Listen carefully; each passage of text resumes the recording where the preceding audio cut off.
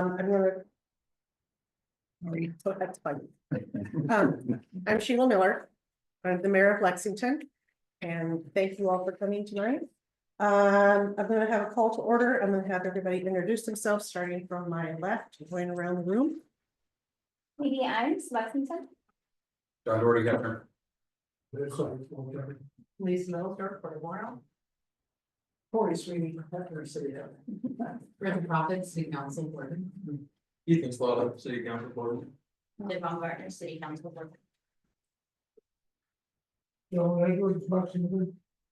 Rick Stoffel, Board of Moral Commissioner. Joe Peterson, Board of Moral Commissioner. Gus Peterson, Morrow County Commissioner. And John Murray, Port of Moral Commissioner. And I'm Autumn Crumpton, Town Recorder for Lexington. Thank you, everyone. Is there any, oh, I didn't see the Zoom. Anyone on Zoom? This is Christina, City Council Boardman. What, is that everyone there? Okay. We're gonna start out with a brief community updates, and we'd like to have you keep them about 10 minutes if you could. Would Boardman like to start? Sure. So updates so far. We got going on currently the South Main Street project design approval. Design portion of South Main Street project is nearly complete. We'll be going out for the bid at the end of February.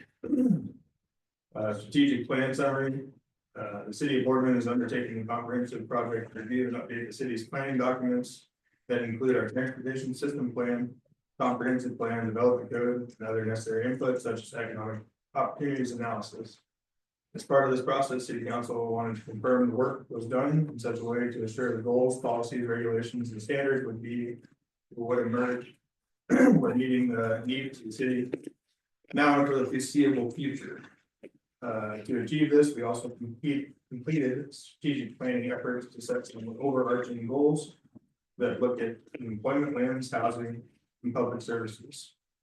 You can find information about the city's work about this work on the city's website, strategic planning pages. 20-year capital improvement plan. So last year in 2024, the capital improvement plan was done last April. We're going to be expanding that from 5 years to 20 years. And would identify, but would not contain details. It would include engineering costs. So 5 years to 20 years on that one. Water project, we're almost done. Today we began performing the startup and commissioning of the booster pumps at the station, as well as the electrical. Kind of the updates there, nothing too major. What's going on? Okay. Anyone else from Boardman?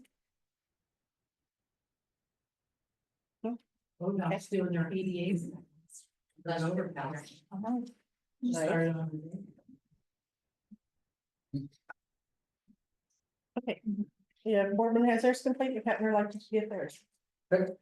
So I'll start out with some of the bigger ones that we have is our water system master plan.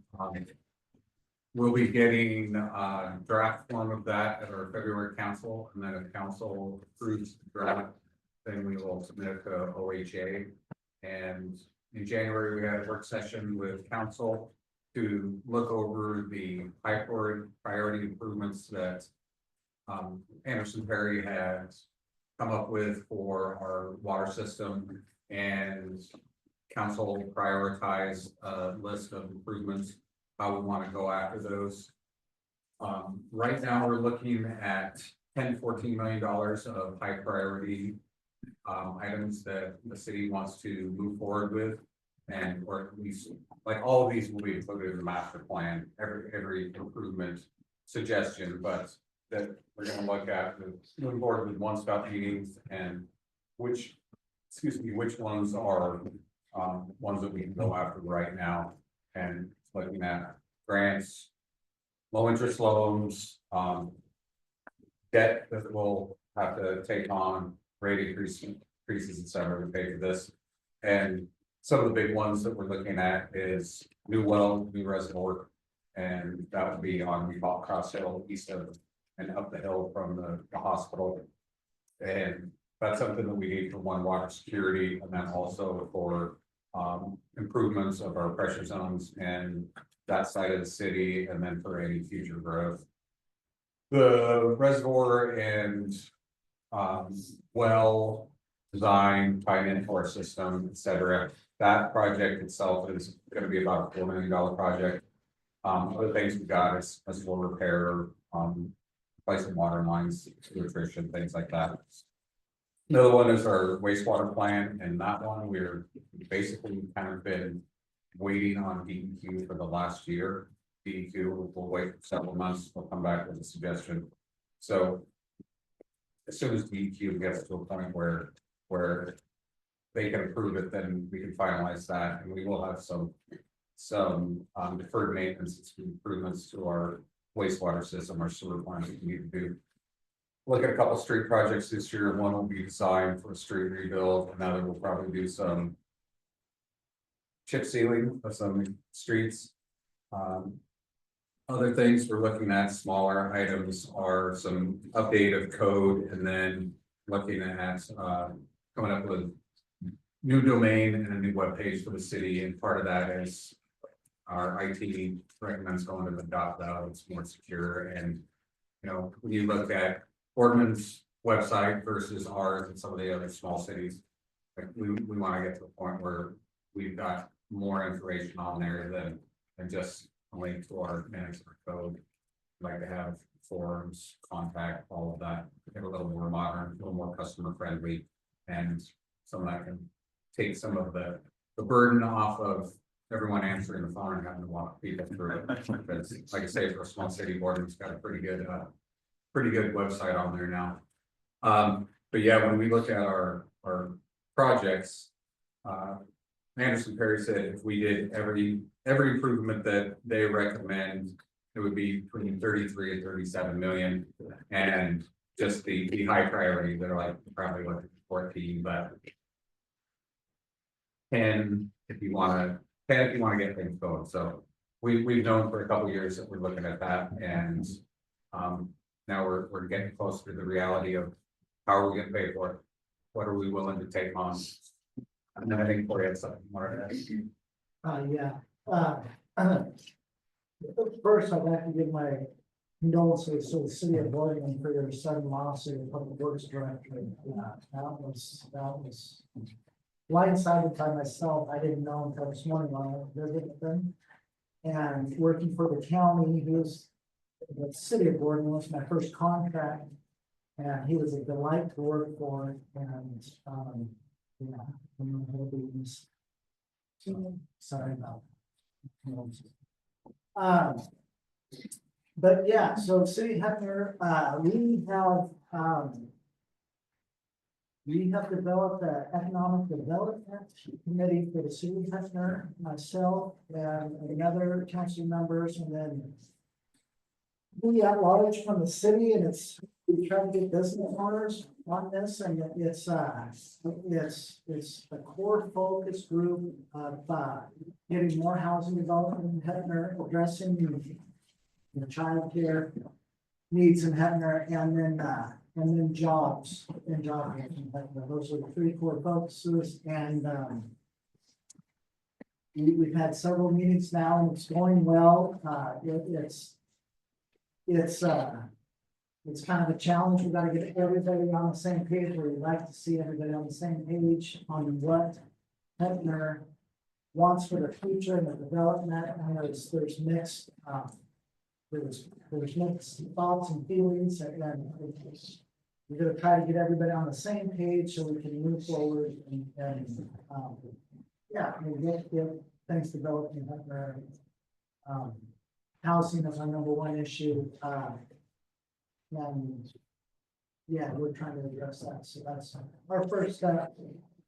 Developing this committee, and it's been going well, and we're trying to put some things in place and some properties, securing some properties as well for housing. So at one time, we didn't have a committee for it, but myself and the previous city manager, two two previous city managers ago in 2017, we did a study, it was just our own, but with, the businesses in Hettner and the Forest Service and the hospital and the health district and, grain growers even, there was about, it looked like about 34 to 35 families that wanted to move to Hettner, that couldn't find a house.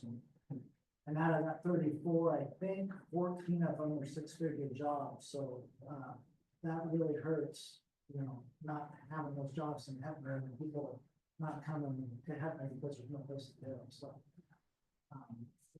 So we did something about it, we'll hear more about that in the future, but that's it for the city. Okay. Anyone here would like to speak for Ione? I could very briefly, I'm not actually city rep. So I'll do it very briefly. School's coming along pretty much on target.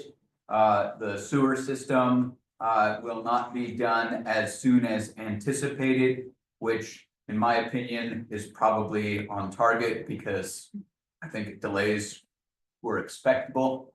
But nothing too dramatic yet, and those are the two really big things that are sort of just consuming Ione right now, but it's okay, going. Okay. And for irrigant? Okay, and how about for Morrow County? Okay, I'll mention a couple of things. I'll hear over Gus, see if he's got some things he wants to say. We're gonna start work pretty soon on the 19th. We're gonna have a work session on our long range effective improvement plan. Send an email out to a lot of community leaders. I hope you got it. We want to hear what you have to say, what you think, because a lot of these facilities are located in the community. You use the county all the time. This is, we don't have a long range plan now. We want to match up our revenue stream over the next 5-10 years. And get the different projects that need to be done in the county, new facilities, rehab buildings, whatever it might be. Repairs, whatever. Get a list, master list, and then prioritize. And we want to do this with, citizen and community input as well as staff. So if you have some ideas about this, I want you to get to me or join the meeting that we're going to have to do on the 19th. So we're not going to do the whole thing there. But I think it's a good time. These facilities in the county are in your communities. You use the county all the time. So give us your ideas. So that's the main thing. So. Krez, you want to talk about Krez tomorrow? Sure. Yeah. Okay. Yeah, the Krez board came together the end of last week and had a very productive meeting. And while we had a little bit less money than we have had in last year, which is to be expected with the funding for Krez 2 tailing off a little bit, it was still a great meeting and a great bringing together of the organizations that are involved and a vote to support the same things that have been supported in the past, which is some money to the cities, every city, some money to economic development, public safety, sponsoring entities got some money too for their projects with their affected things. Also made the affected taxing districts whole. So good discussion, good outcome. I feel that's a good chance to get some money out to these other communities, to all of us, and it was good. It was 2.5 hours. We hashed through a lot of stuff. That was good. Yeah. Well, I guess, Gus, you got anything you want to add that's happening? I don't think so. Okay. Okay. Then how about the Porter Rose? That was your basic. No, Or do you have- Lisa. Okay, I'm sorry. I thought he was really Chris, but I'm sorry. Rick's here too. Joel. If I missed something, I don't have something typed for me then. Okay, so we had a lot of construction projects going on. The build project is finally done. The last pay requisition has been sent. And the next piece of that infrastructure improvement along Great Drive is dredging of our terminal one.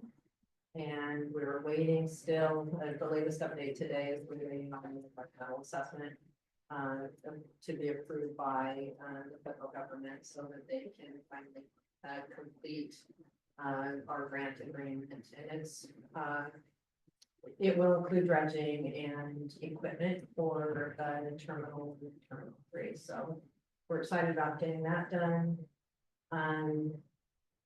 Obviously, right now, the governor's declaration that she made, that is not something that the board has given notice to DEQ on yet. Probably doing that soon. It could be as soon as this weekend or the first of next week.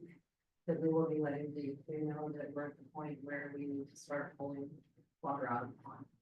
So that we can make it through the rest of the month of February. I wish that we were doing some 5-year or 10-year planning process, but it really is time for our commission to talk about strategic planning. The old one that we did, our last economic impact analysis was in 2021. And we are doing strategic planning every 5 years for the state. So we will be talking about that and getting community members to join in that as well. As this is the city of Thunder and the county area. What else would you like to talk about? Sorry. The consortium, I'm so excited about the consortium. One great thing, so the board is going to approve their ordinance to finalize the port's involvement in the consortium on February 5th, so happy about that. And we were able through CREZ 2 and CREZ 3 to put $900,000 toward that consortium. So that's a really good opportunity for seed money to get started on looking at preliminary engineering. The next piece of that puzzle, there's a couple of pieces there, but the next piece of that puzzle is for that group to have a meeting. The penalties that the Port of Laurel is making to DEQ are able to be funneled through to Oregon Health Authority. And we are meeting with Tamara and Dave at the county, and we will be working on setting up the plan in place, basically that Morrow County had to get Oregon Health Authority to fund that project. So excited about that, excited about getting out into the neighborhood. We've got a list of all the residents in West Glen, and that's where we're going to start. Great partnership with the city of Boardman. They have graciously just been very positive about trying to get water out there. It's going to cost a lot of money. It's going to require pipe in the ground and some kind of organizational setup, which hopefully the consortium can help work on. With the city, and then they will turn around and do the same thing in Oregon. I hope Oregon's not here today, but it's a good project. For those of you that might not know about the Water Consortium, it's a group, it's a group brought together between the Port of Morrow and the Morrow County. And the whole idea of it is to get water to people soon and have it be a permanent solution. In other words, not ship more bottled water to them and not look at the Lugwama as a whole, but really to affect people where they live and get them safe, clean water they can rely on until the Lugwama is safe to drink water again, which may be a while. So this is the West Glen is the neighborhood just outside on the edge of Boardman, and they're affected. They have wells that are high in nitrate, so this is a good place to start.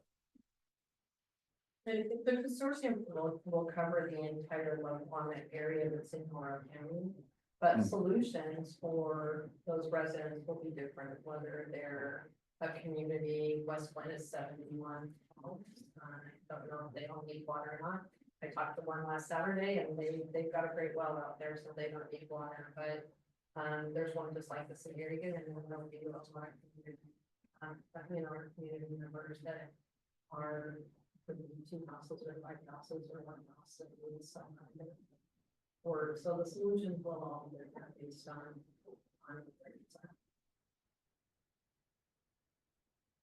I would mention too, if you haven't been out to the airport, the Port Airport in Boardman, swing by there and look. It looks like a small city with a paved street lights. It's something else. The development's happening out there. It's really something to drive through. Looks like a drag strip. It's long and straight and beautiful as far as infrastructure goes. So it's nice. When do you think that it might open? For business? Well, that's at least I guess you can go through it now. I mean, The first project is. Which is in the southwest corner, so all the way to the end of the road. If you're ever doing development, make sure that you put your partner at the end of the road so they can help pay for that. But no, it's gonna be something.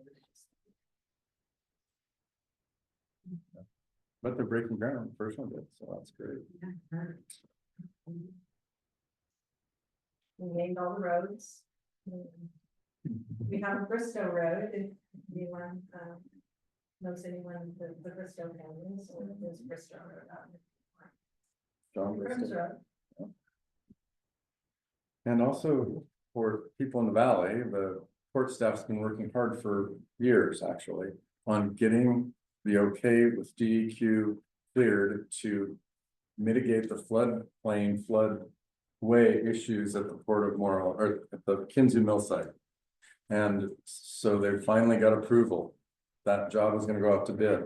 The result of that project will be to take most all of the Kinzu Mill site, the port of, that's an industrial park at the Port of Morrow, out of the floodplain. So right now, 85% of it that's below the road toward the creek is unbuildable. You can't modify a building, you can't move things around, you can't put anything in most of that area because it's in the floodway. This will change that, and so that's a great step. So we look forward to that happening this coming summer. We hope. I can, going back a year or so ago, I can't remember if it was you or Mark, thought that the actual construction side of the project might be about a 6 month, once they, put shovels to the earth. Do you know if there's a timeline on the bid process, like when the bid's gonna go out or close? I think, didn't Mark mention at our last meeting that the bids are going out soon?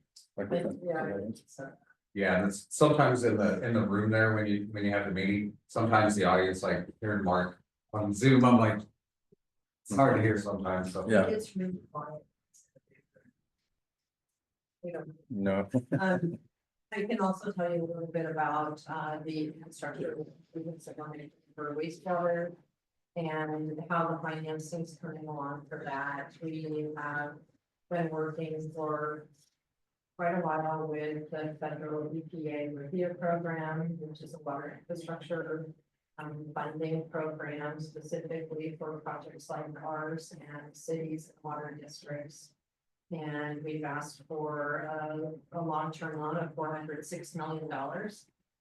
And during that process, they kindly suggested that we go knock on DEQ's door with the clean water revolving loan fund that DEQ was operating for the state.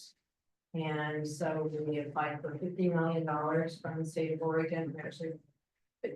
We amended that to $100 million. The interest rate is about 2.5%.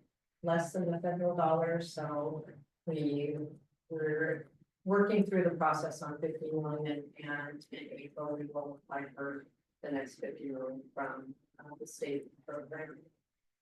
There was probably 15 emails back and forth this morning on the order from the Office of Budget Management to not to stop any federal processes for funding.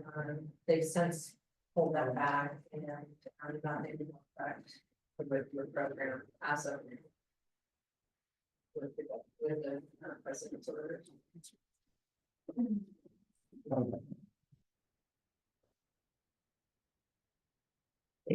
Anything else? No, okay. Thank you. Katie's gonna give our talk on the town of Lexington. I've only been in office about 2 weeks. She knows the projects more than I do at this point. Yeah, so Last time we met, I gave a brief update on our water system improvement project. Nothing's really changed with that. We're still waiting on Anderson and Perry to come back, and we're gonna have to make some hard decisions, but just because of our income survey didn't pan out, of course, it's really a tough thing to accomplish, especially in these small communities. So we'll have further discussions with Anderson and Perry on where we're gonna go next. We're just gonna continue doing what we can, you know, whatever that might be. We have our well site. We're doing some prep work on that.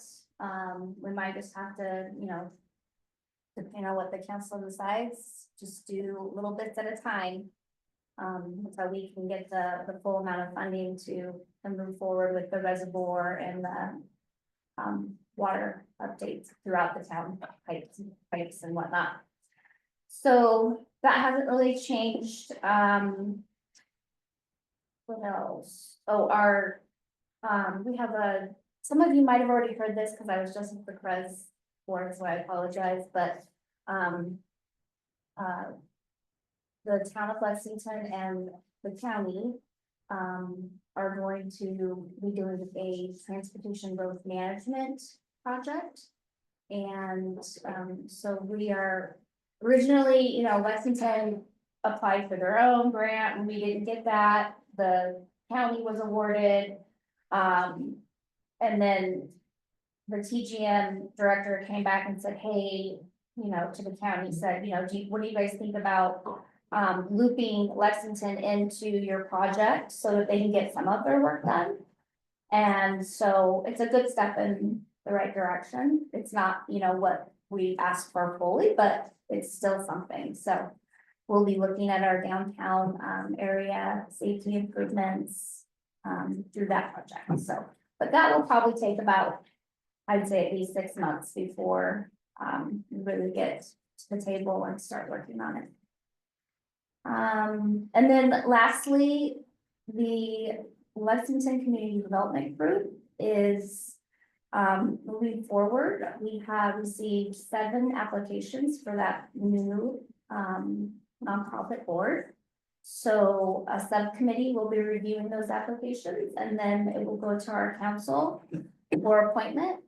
And then we'll have our first, the group will have their first inaugural board meeting, probably in March. So we're really excited about this because it's just a great opportunity for Lexington to start focusing on some of the small projects that we can tackle. So helping people with their homes, you know, what will happen throughout the process, the first 6 months of the board's development, they will develop a grant program for the community. So business owners and homeowners can, similar to what I said, and BCDA, I'm sure, you know, they're all a little different, but it's great for Lexington to have, you know, their own group to be able to really focus on the needs, because we know Lexington knows best what the needs are here, so we're really looking forward to that. That's it. Katie, a year ago, Karen was talking, you were giving an update and you were talking about doing the survey. And Karen Pettigrew has a lot of experience and she was commenting on the difficulty of the survey. Was it the survey results are going to preclude you, or was it just lack of participation in the survey? Not enough. We were 18 short. Hmm. Yeah. And we're still talking to the organization that, you know, facilitated that to see if there's something else we can do. Like, because see, with an income survey, it's private, you know, that's, which is good, you know, you don't want any of that information out there, right? And, but, you know, if there's something that the town can do to help get those last bits, we'll do, you know, whatever we can. Yeah. So we are still talking with them, but we'll see. I think it's been tough working with them. They haven't been easy to get a hold of. They don't get back to us. They don't like advice from us. Yeah, it's You the should. Rural Community Association. You know. RCA. Yeah, Mhm. and you know, I mean. It's, they're probably, some of these people that have been on the project are in California, you know? They're spread out all over the West Coast. And so, So, trying to remember which meeting I was in recently, but RCAC was there presenting. And I asked them, I said, you've got the Northeast Oregon region. And I said, there are 0 projects. That's like the closest county or project that's with either Canyon, Kansas City or John Day, but I said, you have nothing in the north. I said, is that lack of outreach or lack of application? And the answer was, we really don't know. So I can see where you're coming from. yeah. It's been tough, but I mean, generally speaking, with an income survey, no matter who's conducting it, it's still a really tough ask on any community. So, It is. but we'll keep, you know, moving forward and. It is. It's also tough for somebody to come from out of town. I don't know who named our streets, but people come in and they're lost all the time because they can't figure out the streets from one side of town to the other. I understand that. Because they all end up at my driveway. So, the people came in and they couldn't find addresses.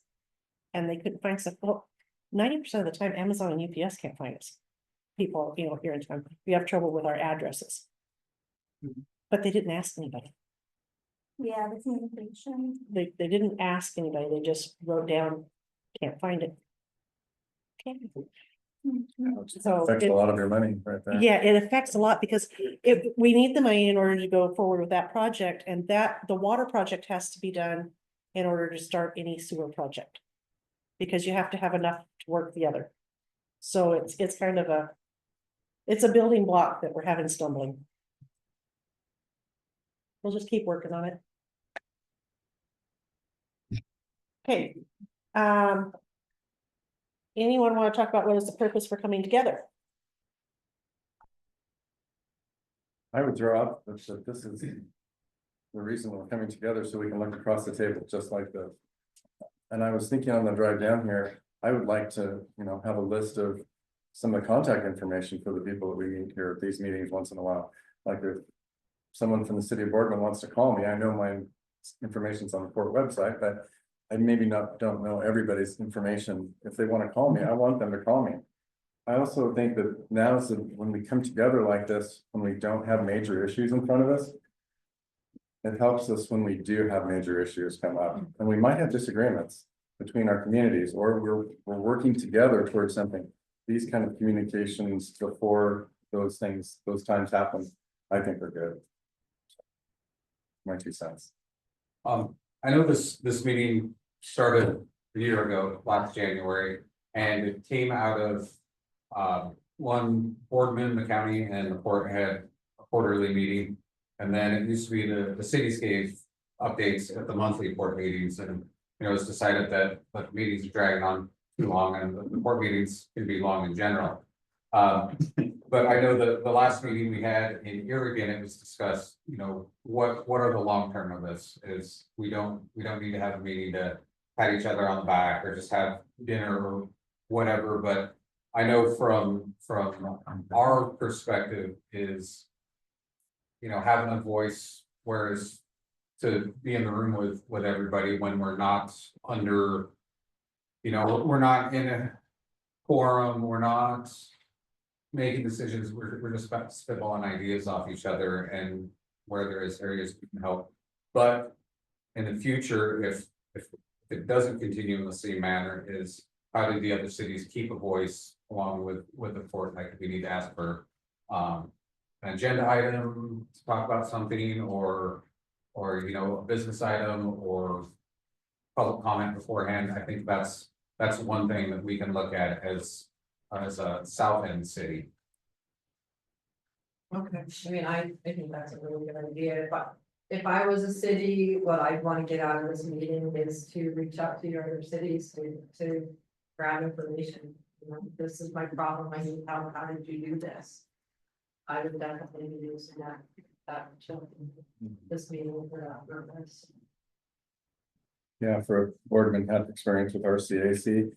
Having difficulties with them, and Lexington heard that, they might reach out to one of the council people over there and ask them.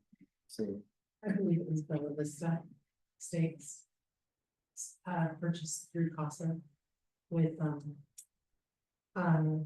several different entities, but I think RCA was a piece of it. It was different, but they were more cooperative with the other government agencies. That's my experience. Then they were with the city. Well, I think it wasn't a city project, Oh, so okay. Bella Vista is a 128 unit trailer park Oh, okay. that, there were 3 or 4 of us that got together with CASA Oregon and we purchased the park and did a co-op. And in that process, we got to meet people.